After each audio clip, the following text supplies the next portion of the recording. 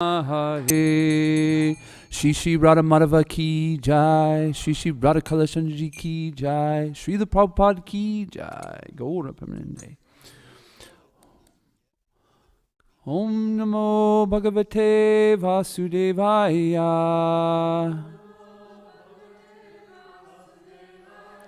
Om Namo Bhagavate Vasudevaya. Om Namo Bhagavate Vasudevaya.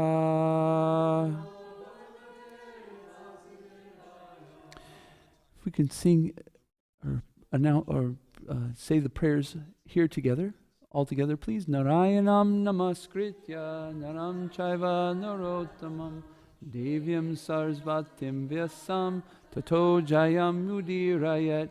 Before reciting the Srimad Bhagavatam, which is the very means of conquest, one should offer respectful obeisances unto the personality of Godhead, Narayan, unto Narayan Rishi, the supermost human being, unto Mother Saraswati, the goddess of learning, and to Srila Vasudev, the author.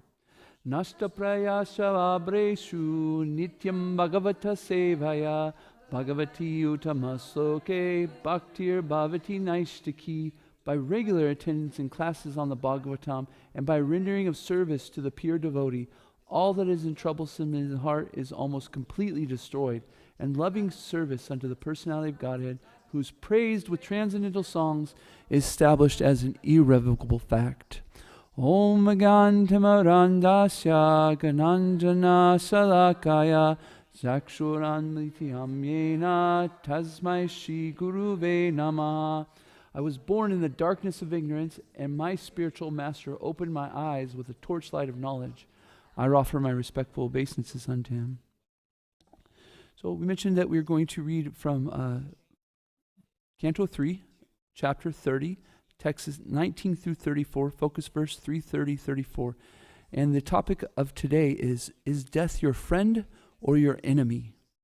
You can maybe go through this class and say, how do you look at death? Is he a great friend, ready to embrace, or is he a great enemy we're running from? Okay, let's go to 19, and we'll read through these verses today. First, we'll go through 19 through 34, and then we'll come back to the focus verse. Please. Do we have the mic? Oh, no.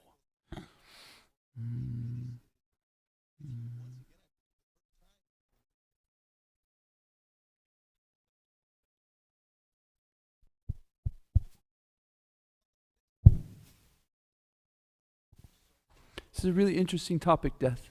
We've been speaking about it quite a few times in the class, and in fear. And so I feel like at the end of this chapter, it's kind of culminating this fear, death, and how we take it as devotees. So we're kind of excited, I'll be honest with you. Okay. Sringarupa, please. At death, he sees the messengers of the Lord of death come before him, their eyes full of wrath, and in great fear he passes stool and urine. Very auspicious. No.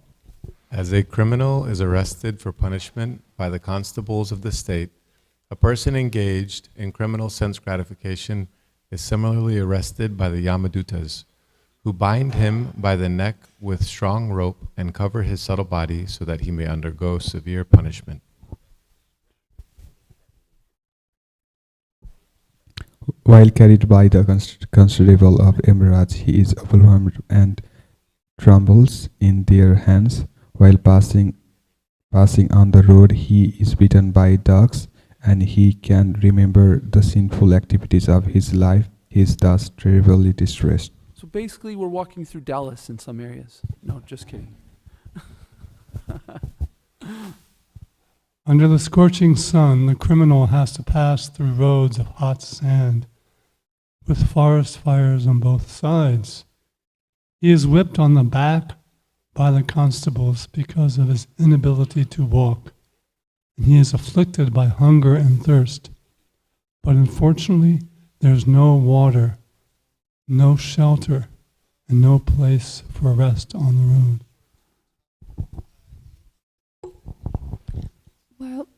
While passing on that road to the abode of Yamaraj, he falls down in fatigue, and sometimes he becomes unconscious, but he is forced to rise again. In this way, he is very quickly brought to the presence of Yamaraj. Thus, he has to pass 99,000 yojanas within 2 or 3 moments, and then he is at once engaged in the torturous punishment in which he is destined to suffer. He is placed in the midst of burning pieces of wood, and his limbs are set on fire. In some cases, he is made to eat his own flesh or have it eaten by others. His entrails are pulled out by the hounds and vultures of hell, even though he is still alive to see it. And he is subjected to torment by serpents, scorpions, gnats, and other creatures that bites him. Next, the limbs are lopped off and torn asunder by elephants. He is hurled down from hilltops, and he is also held captive either in water or in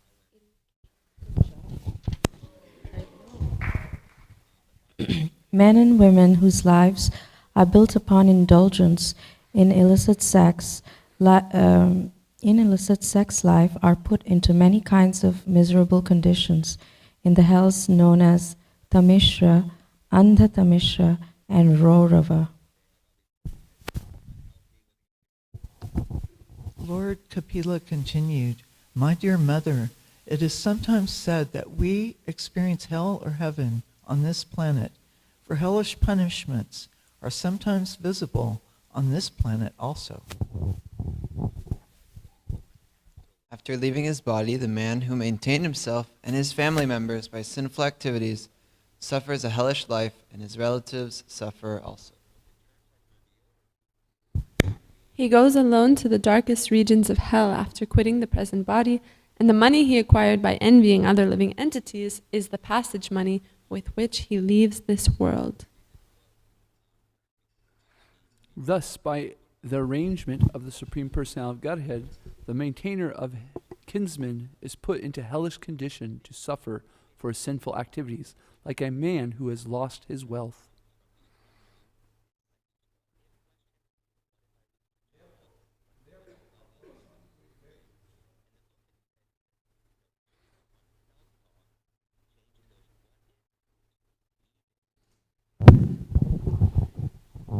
Therefore, a person who is very eager to maintain his family and kinsmen simply by black methods certainly goes to a darkest region of hell, which is known as Andhatamisra.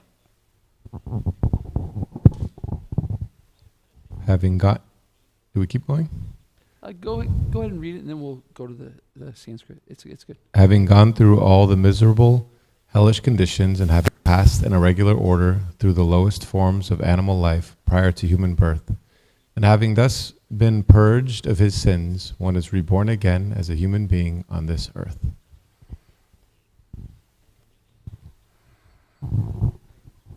So you ready to embrace death? Oh yeah? We'll see what that's a good checker. What do you think of death right now? And by the end of class, we'll recheck on that and think about what we think of death. Okay. Adyastan nara lokyasya. Adyastan nara lokyasya. Yavatir yatanandanaya. Yavatir yatananandaya. Gramasya samanukramya. Gramasya samanukrayamya. Punar atra vrajit chuche. Chuchi. Thank you. Punaratra vraje chuchi. We take great pleasure when we hear devotees talk about that we might make so many mistakes, but if we're sincere, then we might be able to give something to the Lord. So when I do Sanskrit, I take great pleasure in this. Like, please, Krishna, I'm sorry that I butchered this. So if you guys can forgive me, I'm really trying to do my best. It's very difficult for me. But anyways, 3:30:34. So, somebody please say it right. Sing this correct so that I can understand, please. Chuchi. Chuchi. Thank you so much. Okay, Mataji. Now you say first, okay?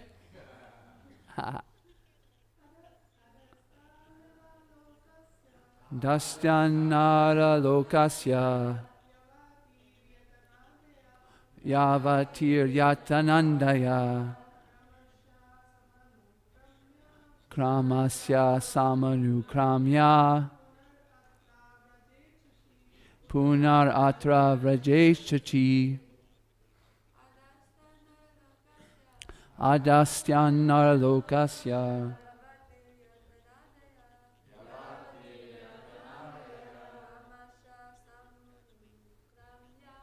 Kamasya samanukramya Punar avrat vrajeshuchi Ajastana lokasya Yavatir yatanandaya Kramasya samanukramya Punatra vrajeshuchi Adhyasthanara lokasya Yavatir yatanandanaya Kramasya samanukramya Punarata vrajeshuchi. Okay, word for word, all together, please. Wait. Adyastat, from below. Lokasya, human birth. Yatati, as many. Yatana, punishments.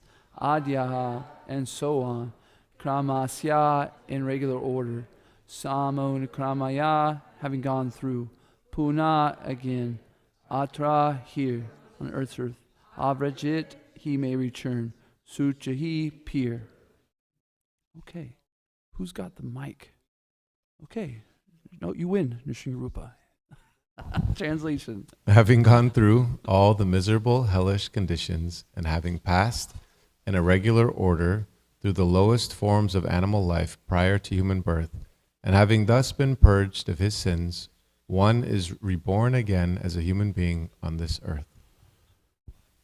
Purport, please.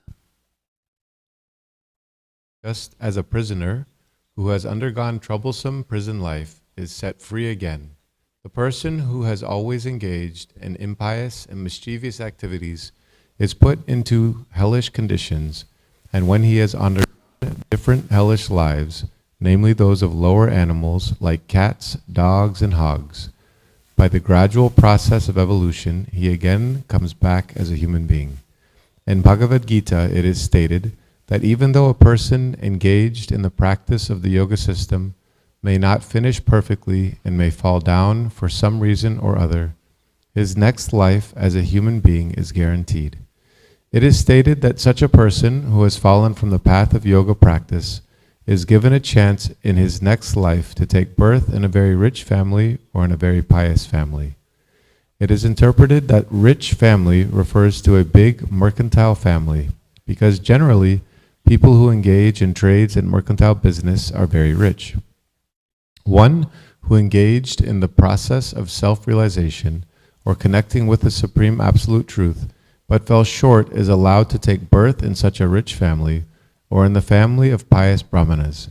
Either way, he is guaranteed to appear in human society in his next life. It can be concluded that if someone is not willing to enter into hellish life, as in Tamishra or Anda Tamishra, then he must take to the process of Krishna consciousness, which is the first-class yoga system, because even if one is unable to attain complete Krishna consciousness in this life, he is guaranteed at least to take his next birth in a human family. He cannot be sent into a hellish condition. Krishna consciousness is the purest life, and it protects all human beings from gliding down to hell to take birth in a family of dogs or hogs. Thus ends the Bhaktivedanta purports of the third canto, 30th chapter of the Srimad Bhagavatam, entitled Description by Lord Kapila of Adverse Fruitive Activities. Okay, I lied. I said at the end of class we'll do a little check-in on death. After this purport, what do you think of death? Are you walking towards it a little bit more? Are you running from it? Is it your friend or your enemy? Less fearful. Less fearful. Yes? Yeah? Okay. So, Srila Prabhupada is speaking in the first of this purport about hellish lives. And he's explaining that hellish life is that of the animals, cats, dogs, and hogs, right? In our condition as humans, we are so distressed and so being put into hellish conditions, sometimes we actually look up to these animals, right? Have you heard this before? You heard friends or people like, oh, the dog's actually got it pretty good.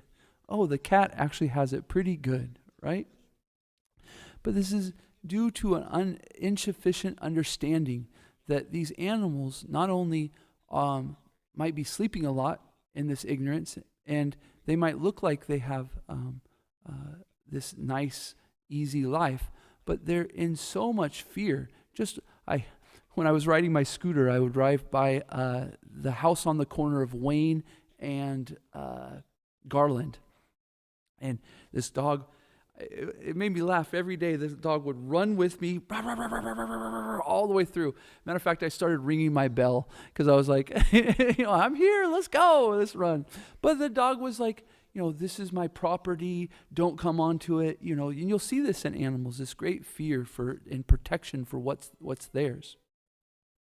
And then, not only do you have to live this life of fear, but you have to live life after life after life after life in the next animal body and next animal body and next animal body in these hellish conditions, trying to figure out, protect yourself from that another animal that's going to eat you, right? This is the material world that we're all living on the cost of another living entity's lives. So Srila Prabhupada then mentions, actually I wanted to mention before this that this hellish situation is, we have to take responsibility for our karma, right? We have karma, and so we understand that this is talking about the conditioned soul and how they're going into these hellish planets. And so at this time, when we're having these this situation where we're purifying our past misdeeds, look to your right and you look to your left, and all it is you. You're left there. So many times we like to pass our problems, our issues on to other people, right? For instance, they made me do it. Or I didn't know. I was doing these things and I just didn't know. But ignorance is no excuse in the hands of karma. That we have to say, look at ourself and take complete responsibility of it. And if we can do that in a way where we are open to taking responsibility, then we can more easily do the next thing. And that's start to take action to change it. So, but unfortunately, if we go to this situation where we get, how should I say this? In this situation, we're put into animal bodies, and so we don't even get the intelligence for some time to start to deal with these issues, to understand, why am I suffering? Why do I want to be happy? And yet every corner I turn is distress. So this conditioned life of karma is pretty ugly, and it will definitely make you want to run away from death. Yes? Yeah. Okay. So then Srila Prabhupada talks about Bhagavad Gita. Premamrita, would you mind going to Bhagavad Gita, chapter 6, text 38? And we just need to go through the translations because we're going to read a few of them. Please.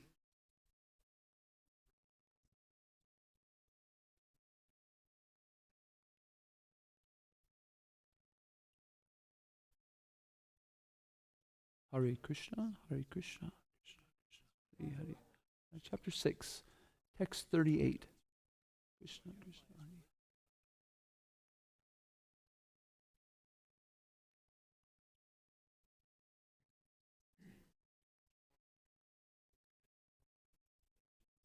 The yagya of. It's okay. It's okay. We have just translation, please. So it'll make it easier for us to go through. There you go. And who has the mic? So we're going to go through 38 to 45 here. And let's hear what Arjuna asks and what Krishna answers. Text 38, O mighty armed Krishna, does not such a man who is bewildered from the path of transcendence fall away from both spiritual and material success and perish like a riven cloud with no position in any sphere?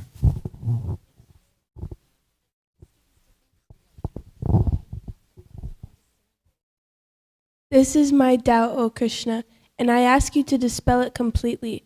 But for you, no one is to be found who can destroy this doubt.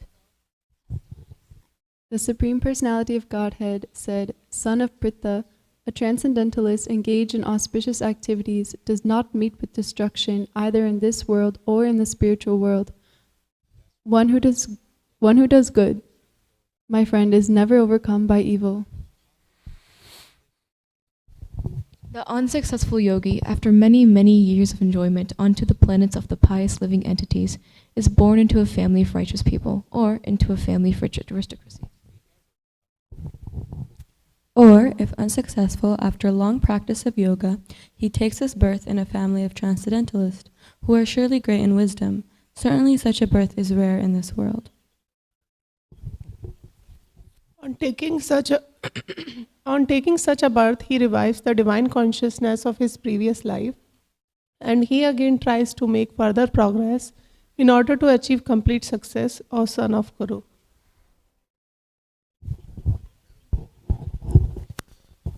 By virtue of the divine consciousness of his previous life, he automatically becomes attracted to the yogic principles, even without seeking them.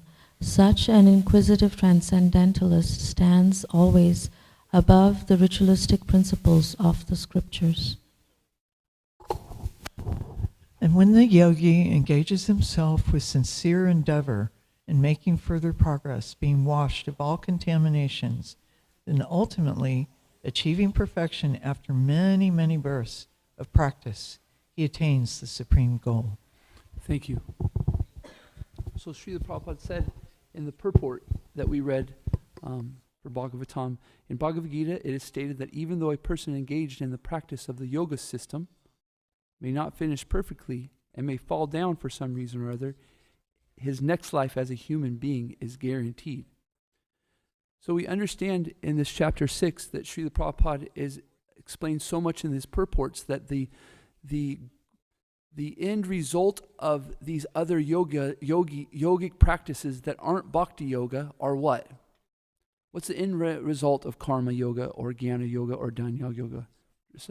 Bhakti, right? The end result is you finally understand, you know what? I should do some service.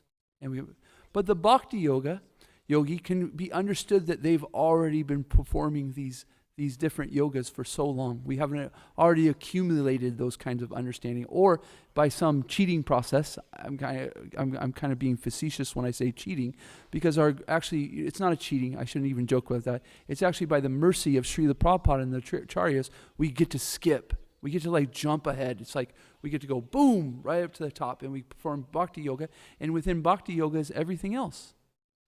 If you have $1 million, is $100,000 within it? Yes.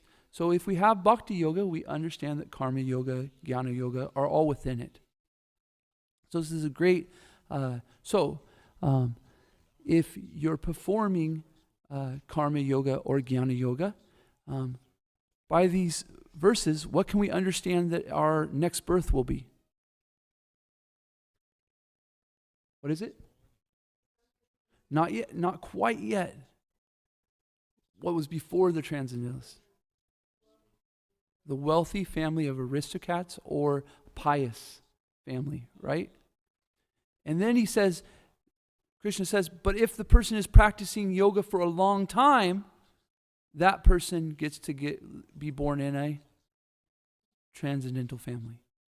So we can just imagine that all of these children that were around, they're great bhakti yogis, and they've taken this birth in your guys' family, or you might be the parents, right? And they're picking up right where they left.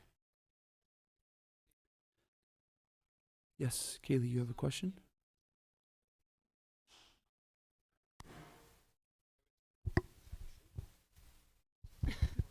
I'm just wondering a little bit why is it that someone tends to be born in a family of wealthy or aristocracy, because it might make it more difficult to find things like yoga or bhakti. So if in karma yoga or in the other yogas, we're still attached to material opulences, right? So when we're in a material wealthy family, we have a nice situation to continue our practice, right? Especially if we're karma yogis, right? If I'm a karma yogi and I'm in a rich family, I was like, sweet. I can, whatever I want, I can get and I can offer it to Krishna. And we can continue the process nicely. Also, if you're a Jnani yogi, you can also be in a nice, well-off place, and you can read your books and understand and gain this knowledge and continue to proceed in your yogas. Yes, no? This makes sense? Yeah, so it's just a nice situation to continue your yoga. Yes, Premamrita.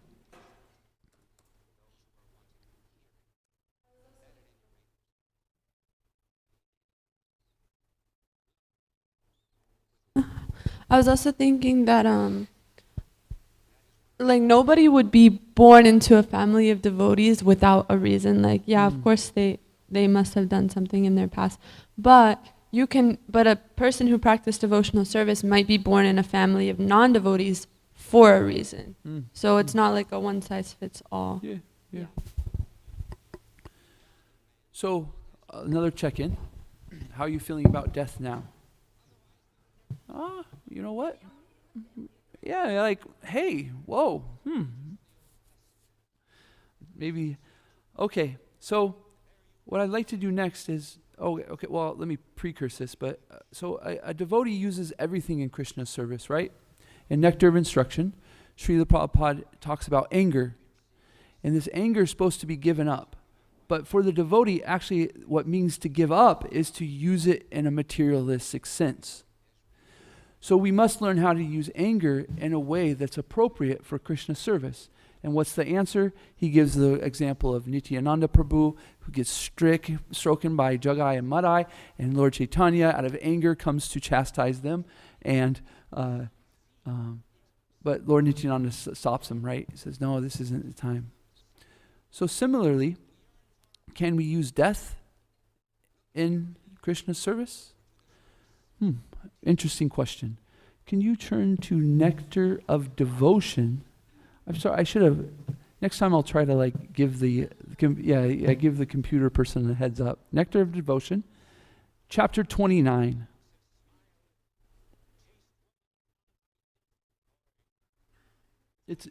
No, don't worry. It's okay. Take a breath. We're doing good on time. We're doing good on Krishna. He is time. No.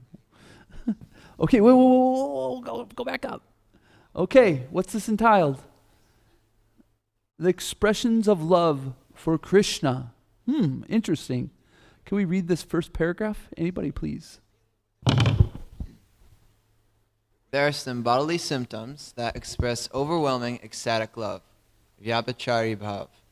They are counted at 33 as follows: disappointment, lamentation, humility, guilt, fatigue, intoxication, pride, doubt, apprehension, intense emotion, madness, forgetfulness, disease, confusion, death, laziness, inertness, bashfulness, concealment, remembrance, argumentativeness, anxiety, thoughtfulness, endurance, happiness, eagerness, violence, haughtiness, envy, impotence, dizziness, and sleepiness and alertness. I can see some smiles in the crowd. Like, wow. Huh? Did anybody see one particular word that I might be thinking is interesting in this situation? Death? Expression for love of Krishna, death. Okay, let's go to the next chapter. Please, next chapter. And you're going to go down a little bit, and you'll see our key word for the day.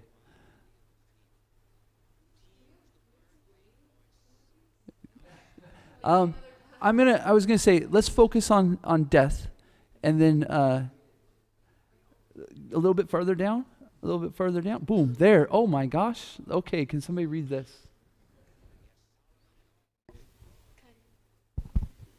Death. Once the Bakasura demon assumed the shape of a very big duck and opened his mouth in order to swallow Krishna and all the cowherd boys. When Krishna was entering into the demon's mouth, Balaram and the other cowherd boys almost fainted and appeared as though they had no life. Even if devotees are illusioned by some ghastly scene or by any accidental occurrence, they never forget Krishna. Even in the greatest danger, they can remember Krishna. This is the benefit of Krishna consciousness. Even at the time of death, when all the functions of the body become dislocated, the devotee can remember Krishna in his innermost consciousness, and this saves him from falling down into material existence. In this way, Krishna consciousness immediately takes one from the material platform to the spiritual world. A little bit. There you go. In this connection, there is a statement about persons who died at Mathura.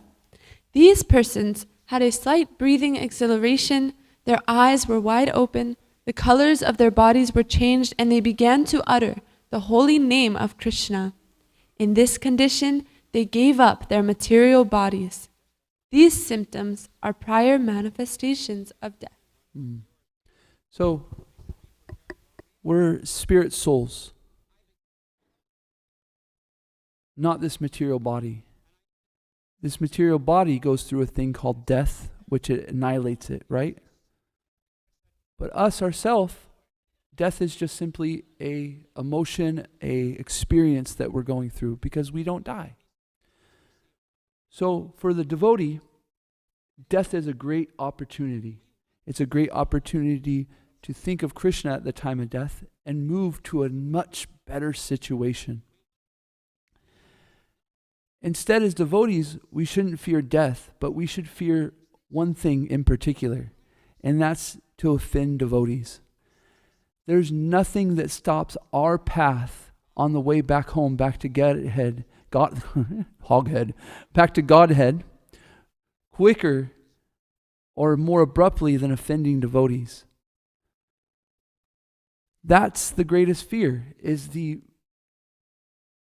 I'm not moving towards Krishna. My death could experience something where I go into the lower species. I could twirl off.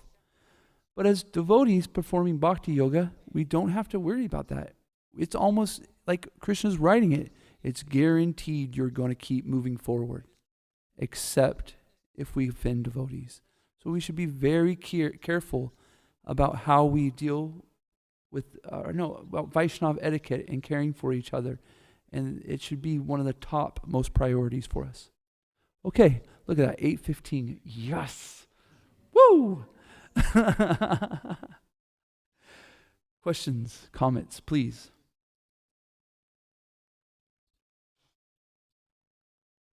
Dristadumya Prabhu.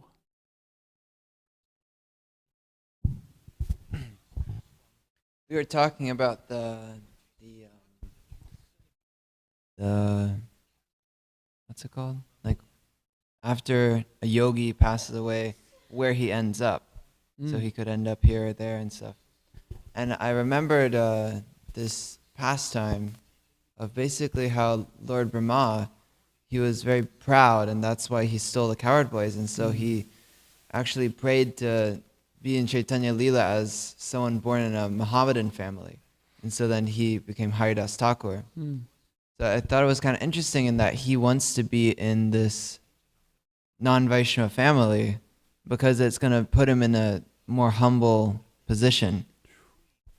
So I was just wondering maybe if you could explain that or give more insight into that.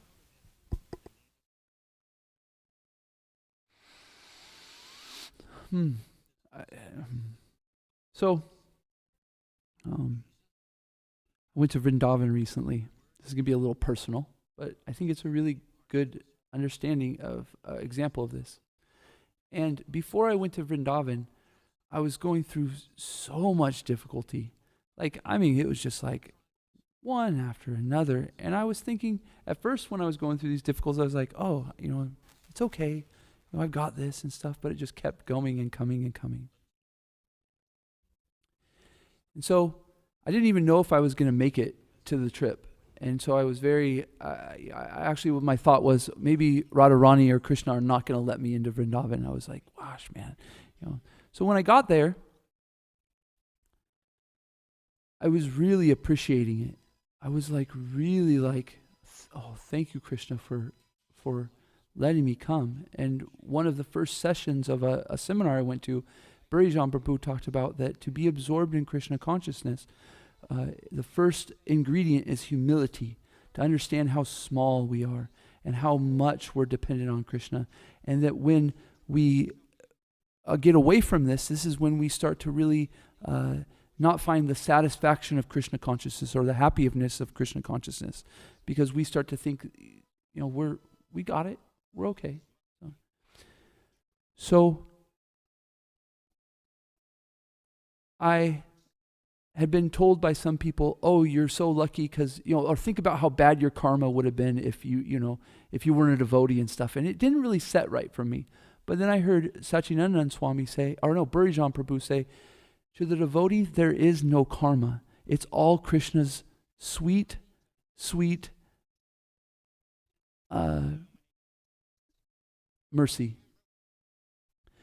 So it took me some while, but what I understood is that to get the most I could out of Vrindavan, Krishna humbled me before. I feel like I would have gone thinking that I deserved to go. I'm doing this service and I'm doing that service. I've earned the right to go to Vrindavan. But when everything was just, I was like, oh my God, do I get to go? And I'm like, what, So I came into the experience in this humble state that Krishna put me in so that I could get the most out of it. So similarly, Krishna might put us in certain births and stuff, not to punish us. We're devotees. Krishna doesn't punish us.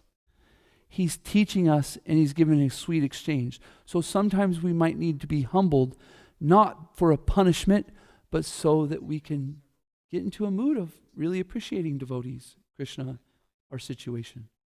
So this is what I'm thinking, that his punishment wasn't a punishment to Lord Brahma. He wasn't born into a family of non-devotees for a punishment, but for a lesson in humility. And what did Brahma do? He came out to be, such a wonderful devotee in that situation, right? Because of the humility that Krishna's mercy to give him that humility. Is this okay? Thank you.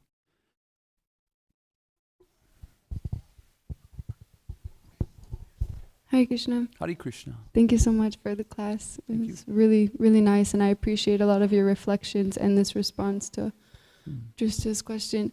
I did have comment and then question. I feel that yoga, like karma yoga and gyan yoga, are still on the material platform, so they're still kind of following some sort of lay out, but I feel that bhakti yoga is just transcendental to that. So we never know what situation one can end up in. Like one cannot understand the mind of a Vaishnav. So we cannot really understand the place of birth or all these things of a Vaishnav. I don't know if that makes sense or if that is kind of accurate or a fine thought.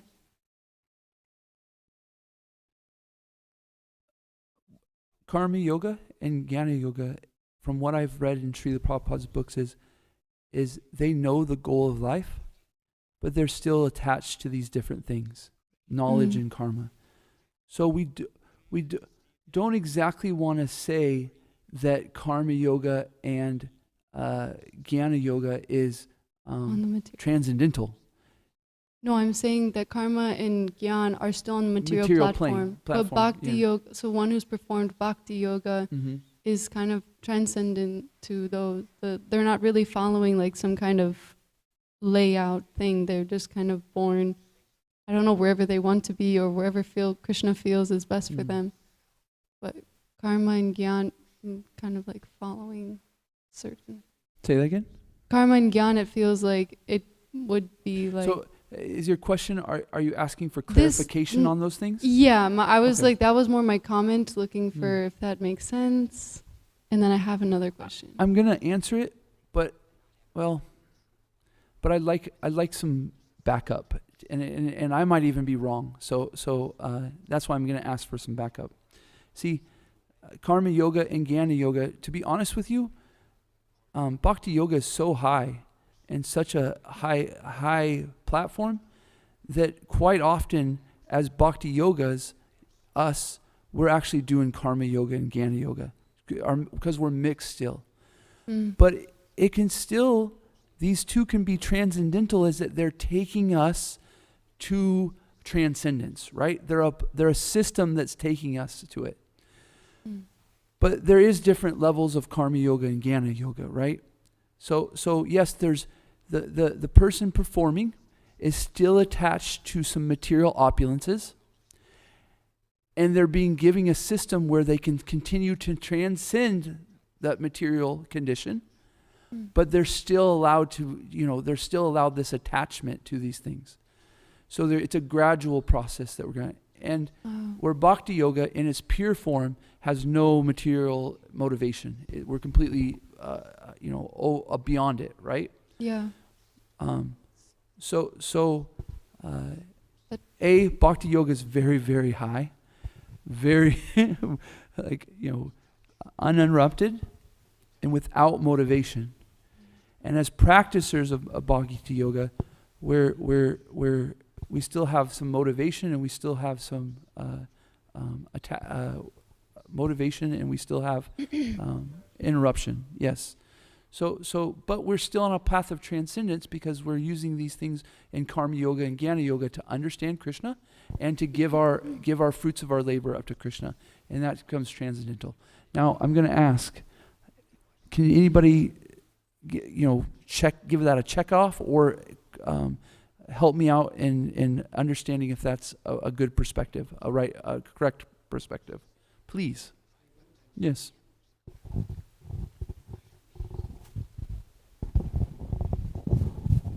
Hare Krishna. So two things are there. First, we have to get it clarified. When we say karma yoga and when we say jnana yoga, so we have to very, very specific. When we are saying karma yoga, yoga means linking to the Lord. The activities which we are doing in service to the Krishna. So that karma yoga is the devotional service itself. It's not karma. When we say karma, then it is material platform. When we say karma yoga, that means the activities pertaining to the Krishna service, means engaged in the Krishna service. So then it is yoga, linking to the Lord. So that's the karma yoga. So here, that's what, if we see that Bhagavad Gita, how it is divided, karma yoga, then bhakti yoga, then again jnana yoga.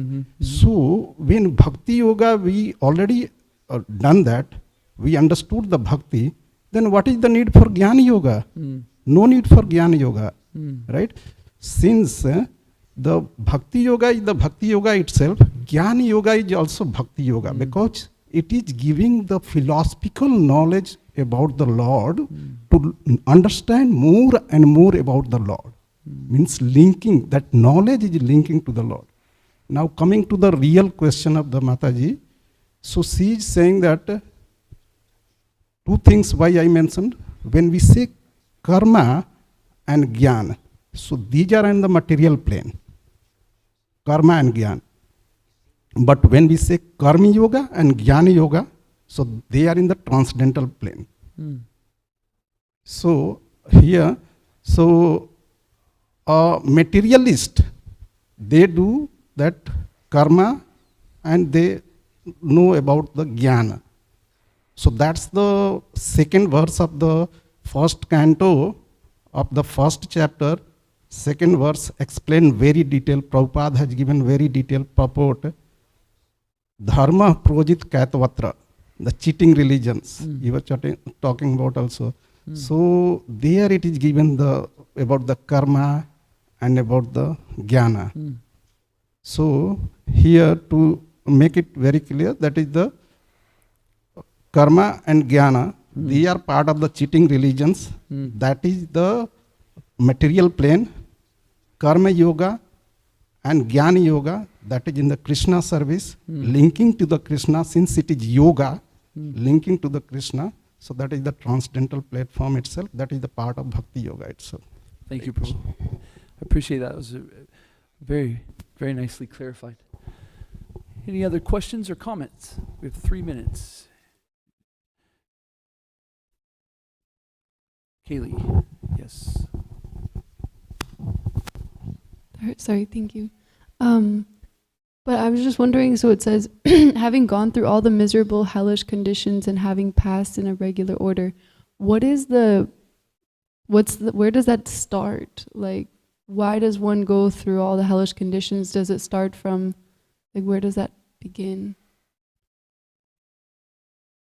Does that make sense? Where does it, right? Like, what's the beginning of going through all these hellish conditions? Right when we leave the spiritual world. Okay. When we said, okay. You know, at that moment we said, you know what, I wonder what it would be like to be the center of everything. Boop, there's hell. And so started. we all start at that place when we leave? We understand that everybody starts out as Lord Brahma. And so you have this great, but right, that's correct, isn't it? That we all start at Lord Brahma? Yes, just want to make sure. Yes. So we start with this great opulences, right? But compared to the spiritual world, yes, it's hellish. We might, in this plane, we're thinking, oh, I can create. Oh, I have such great intelligence.